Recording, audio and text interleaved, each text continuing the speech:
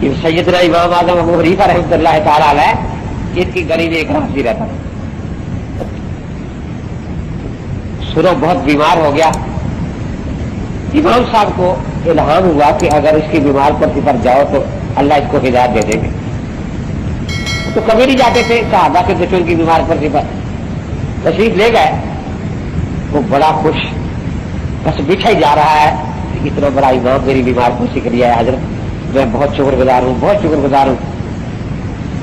امام صاحب نے دیکھا کہ ایک نوجوان لڑکی گھر میں کام کاج کر رہی ہے.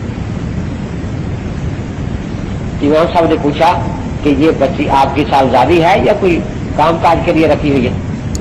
کہ جی میری بیٹی ہے. اچھا. امام صاحب نے فرمایا کہ اللہ کے نبی پاک نے فرمایا تھا کہ بچی جب جوان ہو جائے تو اس کی شادی جلدی کر دینی چاہیے. اب تو مر رہا ہے، پتہ نہیں اس زندگی سے بیماری سے بچتا بھی ہے یا نہیں، اور یہ فرض اپنے ذمہ پر لے کر جا رہا ہے تو کیا کرے گا؟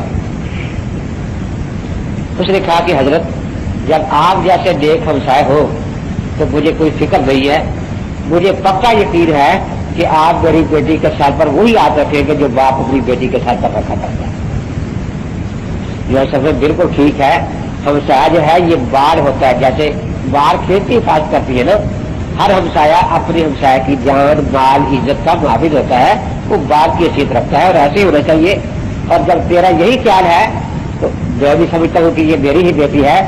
تو جس طرح میں اپنی بیٹی کے بارے میں سوچتا ہوں کہ جلد سے جلد کام طے ہو جانا چاہیے. میرے ذہن میں ایک رشتہ ہے، میں وہ بتاتا ہوں، اگر آپ راضی ہو جائے تو فرمائیں جی.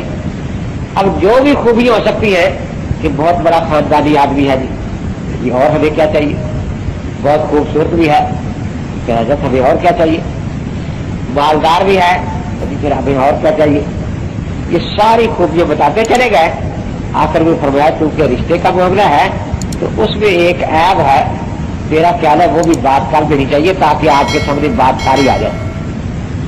ساری خوبیاں اس میں موجود ہیں لیکن اس میں ایک عیب ہے. وہ کیا؟ کہ وہ یہودی ہے، غضب کا یہودی ہے.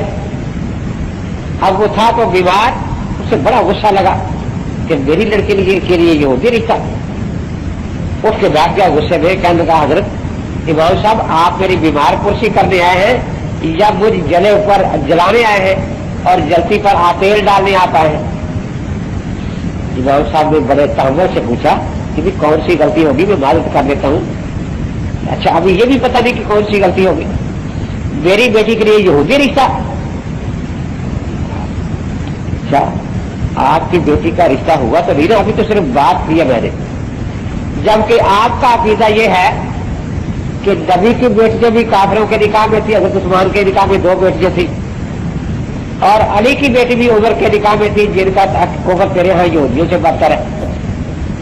تو اللہ کے بندے خدا کا خوف کر، جو بات تو اللہ کے نبی اور ولی علی کے لیے برداشت کرتا ہے کہ ان کی بیٹیاں ان کے نکاح میں نہیں جو یہودیوں سے بدتر تھے، اپنی بیٹی کے لیے سن بھی نہیں سکتا تھا. اگر اللہ تبارک و تعالیٰ قیامت کے دن تجھے یہی بات پوچھ لے کہ یہ کیا ہوا، تو پھر تو اس کا جواب کیا دے گا کہ تیری بیٹی جو ہے وہ نبی کی بیٹی سے زیادہ شان والی تھی، وہ حضرت علی کی بیٹی سے زیادہ شان والی تھی. جلال العیون میں انہوں نے لکھا ہے باقاعدہ حضرت علی اور نبی پاک میں کچھ مشابہتیں ثابت کی ہے. ان میں یہ بات بھی ہے اگر نبی دختر او با عثمان داد ولی دختر او با عمر فرستاد، کہ اگر علی نے نبی نے اپنی بیٹی ایک کافر کو دے دی تھی عثمان کو، تو علی ولی نے بھی نبی کی تابع داری بھی اپنی بیٹی عمر کو دے دی. اندازہ لگائیں جب امام صاحب نے یہ فرمایا تو وہ رونے لگا. اس نے کہا حضرت آپ مجھے سودی بنا لیں، میں توبہ کرتا ہوں. اللہ تعالیٰ کو واقعہ میں کیا جواب دوں گا کہ میں نبی پاک کے بارے میں ایسی بات مانتا ہوں جو اپنی بیٹی کے لیے سن بھی نہیں سکتا. چنانچہ اس نے توبہ کی اور امام صاحب کے جانے کی برکت سے اس کو ایمان نصیب ہو گیا. تو امام صاحب بھی اس پر شکر گزار ہوئے اللہ تبارک و تعالیٰ.